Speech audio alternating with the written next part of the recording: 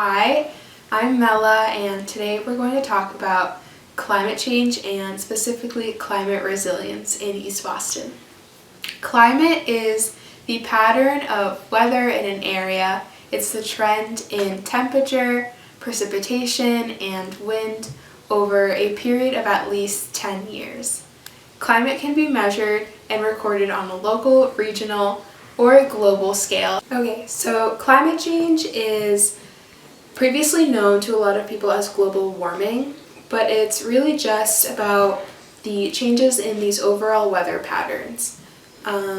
Typically, we are going to see that the Earth overall gets warmer, but a couple of areas of the Earth are actually going to see cooler spells where they might see more intense winters, or the Arctic winds might blow stronger.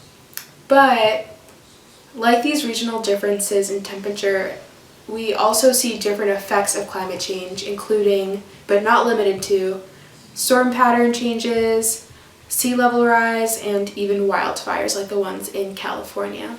Because of our influences in the atmosphere due to the industrial and agricultural revolutions, humans have released a lot of greenhouse gases into the atmosphere, and we've even hurt some of nature's ability to absorb these gases through cutting down trees and burning carbon and petroleum and different fossil fuels.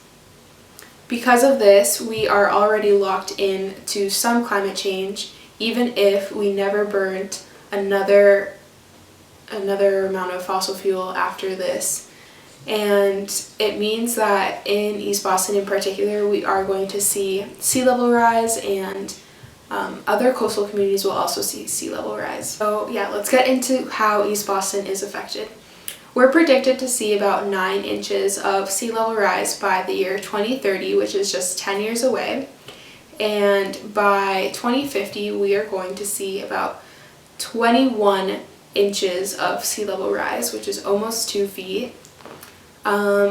The main effects of this are that during storms, we're going to see a lot more flooding as storm surges come in, and it's tricky because East Boston sits at a low elevation of about 0 to 160 feet above sea level, and most homes, about 70% of them, were built before 1920, so they aren't made to withstand this flooding or any of this increase in storm patterns that will occur.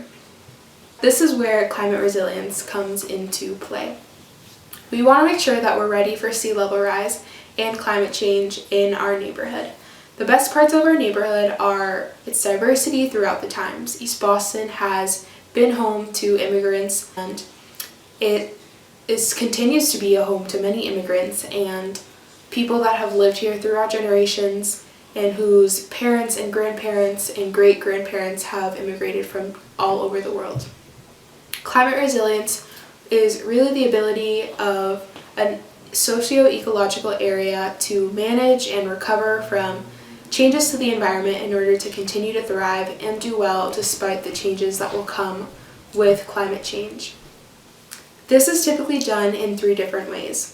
So there's adaptation, which is making sure that we change as the climate effects occur and that we're prepared to live in a different climate that will look different and behave a little bit differently.